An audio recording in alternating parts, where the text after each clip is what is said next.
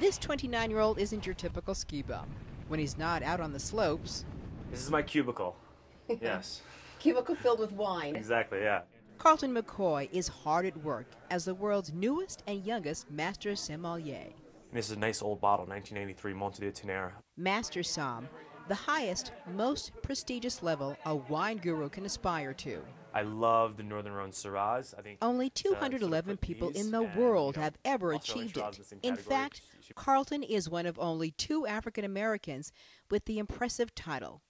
Forbes magazine included him as one of the top 30 under 30 in the food category. I feel very fortunate to have the opportunity that I've had,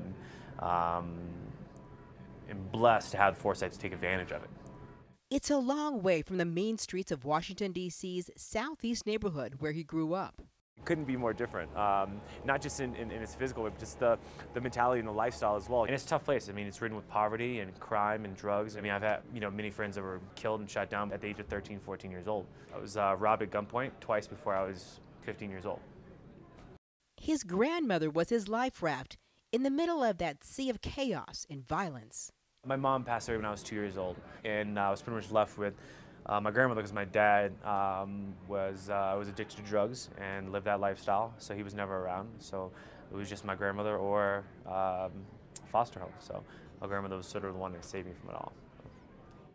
Carlton's grandmother taught him to cook, and his skills, like poaching eggs, caught the eye of the organizers of a culinary arts program for underserved kids in D.C. With the help of mentors along the way, Carlton excelled in culinary school and soon became interested in the art of wine. Today, Carlton works as a master somm at the Little Nell restaurant, a 5-diamond establishment in Aspen. Carlton turned down the job to the posh resort restaurant 3 times. Never in his wildest dreams did he think a guy like him could live and work in a place like this.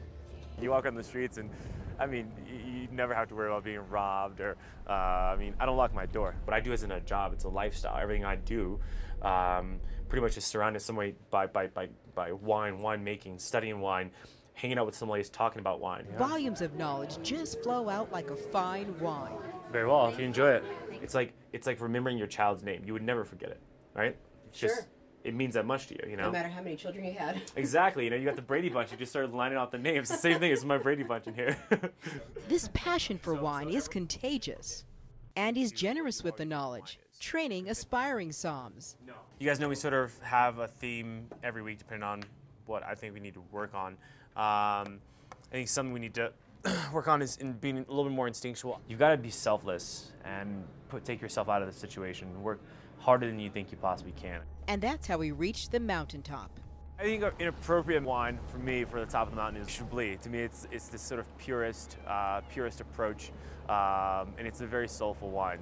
Choosing a wine, choosing the right path in life. There are points in my life I would have gone the other way. I may have been dead by now, but I made the right decision at the right time, and then just sort of let everything else sort of fate take over, if you will. Fate, helped along by hard work, and a gift only a handful of people in the world are blessed with. Plus, a determination not to be defined by the place he came from. We are all equal. I know it's a big statement, but every time a black person does something like this, you break down a barrier. It's just like another chunk of the time. Tamara Banks, Al Jazeera, Aspen, Colorado.